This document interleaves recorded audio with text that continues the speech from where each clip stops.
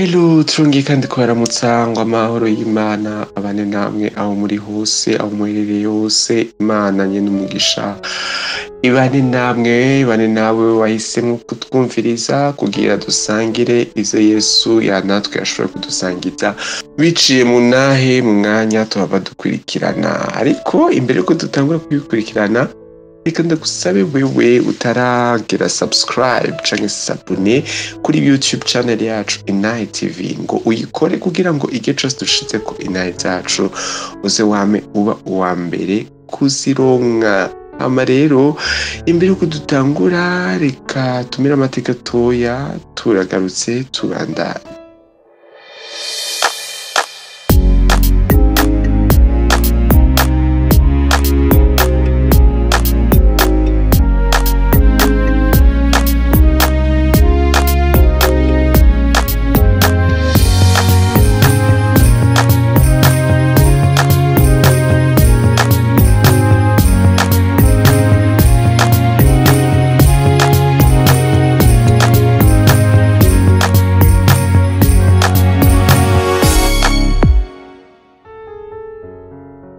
Nkuko rero nayimeje kwibabwira yuko iminsi yose twama tubashikiriza inahe hano kuri YouTube channel yacu. Nuko rero uyu munsi hari inahe ya mushiki wacu yateguye kudusangiza. Ndeka ndakwibutse yuko ari jewe Bruce Hatungimana nama ndabashikiriza zino nahe. Imana ibahezagire rero tudatevye, reka duhe umwanya mushiki wacu ashobore kutwiganira ivyo Yesu yamukoreye. Kazi. Shalome, shalome. Imana ihabwe icubahiro cane, kari umwizigirwa ibihe byose, ko atawusa nawe mu vyo akora no mu vyo avuga. Bagomba gushingira intahe umwami Yesu mu vyo yankoreye. Ni vyinshi ariko ndavugamwo kimwe canke bibiri mu vyo umwami Yesu yankoreye. Hanyuma ku mazina nitwa Sandrine Tuyisabe, nkaba nagiriwe ubuntu nakira umwami Yesu itariki 6 z'ukwa mbere mu mwaka wa 2013 bwiwe butumwa n'umukuzine wanje arantumira.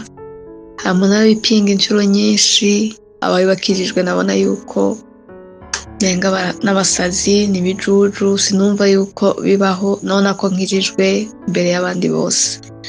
Ariko Yesu angirira ubuntu, ankoye igitambara ku maso, ampa kumwakira. Maze kumwakira nginza n'inyota yo kubana nawe no gusoma ijambo ry'Imana, umva nkunze Yesu.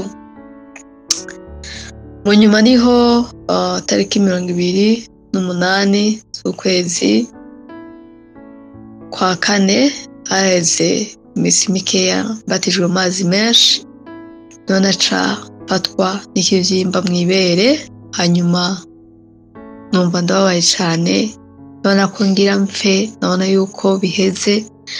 Ariko Yesu umwizigirwa, uze ngo umwizera niyo yoba yapfuye azobaho. Yesu riragira neza, yandengeye ntabibereye. Hanyuma niko nagiye kwa muganga bwa Maison Medicale. Nshitseyo nsanga hariyo abamama bakuze, haraba abantu turi kumwe, sinitora. Muganga amaze kumpima arambwira ngo mfise tumeur ya 6 cm. Niho nataha, nibuka ko nafashe taxi, sinari nzi yuko mpava nshika. Namubwiye gusa ntahana, nambaza ndagutahana he, nari nataye ubwenge. Ariko Yesu mu mwami arangirira ubuntu, arantabara. Ndataha arashikana muhira, singe nagakanya kenge, namubwira ntimba mu Kibenga. Maze gushika ndinjira, bakambaza barambaza vyagenze gute, wagutoye iki, sinashobora kuronka ico mvuga, numva umenga nataye ubwenge. Ariko Imana hezagire cane grande sœur wanje, hezagiye n'umukuzine wanje, barambaye hafi, barandemesha, bambwiye ati nibisanzwe, Yesu aracakiza, Yesu arakora. abe yatangwa kumbwira amajambo y'Imana menshi kandi niho narengikizwa nta jambo ry'Imana ry'ishyari muri jewe. Arambwira Imana yakijije ba Daniel mu bwobo bw'intare, arambwira Imana yazuye Lazaro, ibintu byinshi. Hanyuma nanjye nkumva niyo Mana uwo yizera irashoboye. Ariko aho hose ndavuga hamwe umutima waraza nkabona nti sinzokira ngira mfe. Naragomye guheba n'ishuri, ndibuka ko nagiye ku ishuri nkaraho ndiko ndiga bikanka, nkumva notaha, nkumva nosiba. Twagiye twinjira mu examen ya Pâques, nasubiye n'inyuma mu ishuri ko numva umenga ntibazombaga ngo mbeho, ko muganga yambwiye twejeje ama examen udoce tugushiye kuri programme yo kukubaga.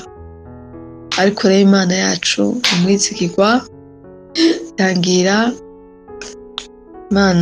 yangira ubuntu, maze gutaha nisoza nifatira ingingo yo kuvyuka gusenga saa 9 z'ijoro 3h. Avyuka n'umukuzini tugapfukama tugasenga, tugashima Imana ivyo yadukoreye umurango wose. Hanyuma tubaza gushima Imana, tukaja twereka Imana rero ivyo turimo, ikibazo mfise. Rero ndashimiye Yesu vy'imvamutima, n'umwami n'inyamaboko, arakora, arazura n'ivyapfuye bikaba bizima. Inyuma y'indwi yose tuvyuka dusenga, mu nyuma narondeye nshaka ivyimba ndakibura, ndarondera ya misonga nari mfise mu rubavu ndayibura. Numva umutekano wose ukuri birandengera. Yesu n'umwami yarankejeje ico kivyimba, n'ubu ndi muzima. Ariko ivyimba mfise umuganga yatangaye avuga ati none sikimwe twatogwe ko sisantre byagenze gute? Nta operation yangiye ko Yesu aropera sans cicatrice.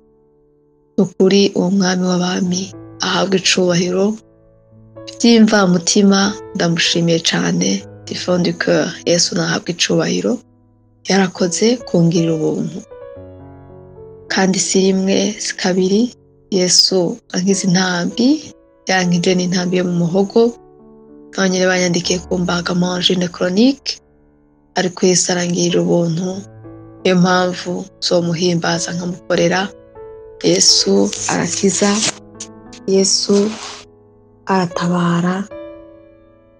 Eka mu kurangiza hariho verse imwe yanyubatse iri muri Zaburi 50 umurongo wa 14 haravuga ngo uzunyambaze udushikanire Imana ikimazi co gukenguruka isumba byose uyiteko amasezerano yawe. 15 uzunyambaze ku munsi w'amagorwa nzogukiza, nawe uzomesha icubahiro. Rero nta kindi nkoze atari uguha icubahiro Imana yo mu ijuru yangiriye ubuntu ntabibereye kankiza. Rero ndayihaye icubahiro, ndayishimiye, yarakoze. Hanyuma Imana yezagire cane umuntu wese aza kumva inka yanje, imukomeze. Nawe ufise ikibazo ntazi uko coba citwa, ariko Yesu akizi.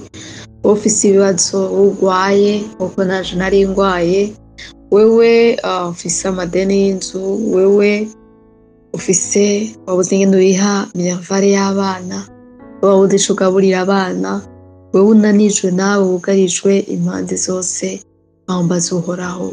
Yavuze ngo umutakambire umunsi w'amagorwa nawe azokumva kwitabe. Matthieu 28:11 avuga ngo nimuze kuri jewe mwese abashe abananiwe n'abaremerewe, ndabaruhura.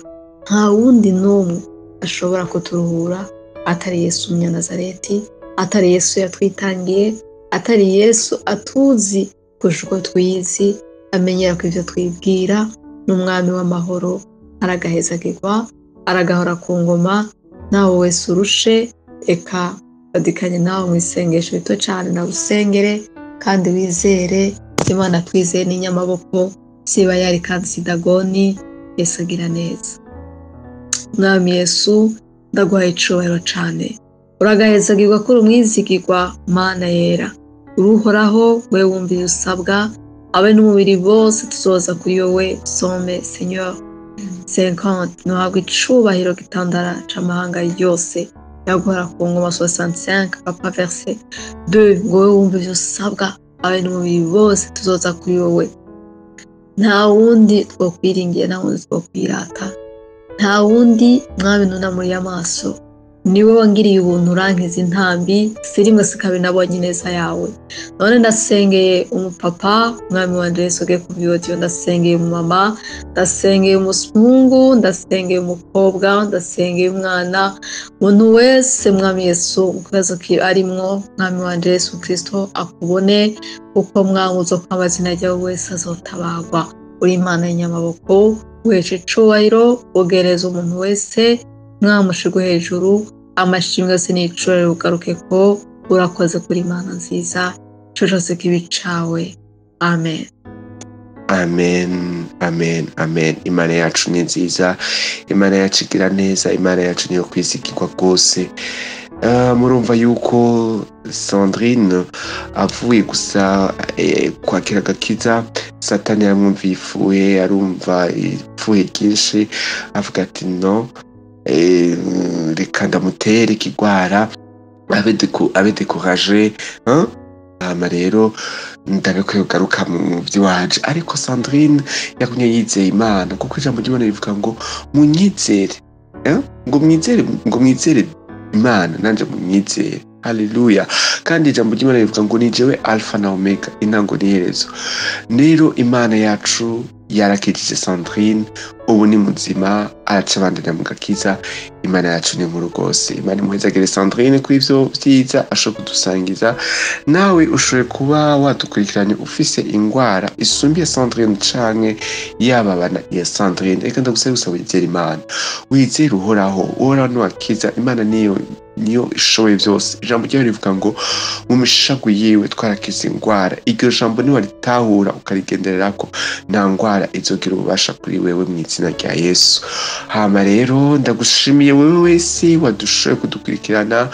kuva ku ntango kugeza ku iherezo reka nshimire kandi na Sandrine yashoboye kandi kuduha umwanya wiwe no kwemera kudusangiza ivyo Yesu yamugiriye Imana mwese ibahezagire ibagire neza reka nongeye kandi kukwibutsa imbere yuko ngenda ndakwibutse wowe utaragira subscribe canke s'abone kuri ino YouTube channel yacu nawe uzokwama wahezagiwe uko uzokwama wadukurikiranye hama kubashaka kutwifuriza canke kubashaka kudusangiza inaye zabo urashaka kutwandikira kuri inayezayesu@gmail.com nk'uko muriko murabibona kuri ekran yanyu inayezayesu@gmail.com Imana yanje ibahezagire ibagirire neza ibishure mu vyo mukeneye vyose nuko rero nawe ubutaha tukaba tuzosubira kubonana nawe ubutaha bye bye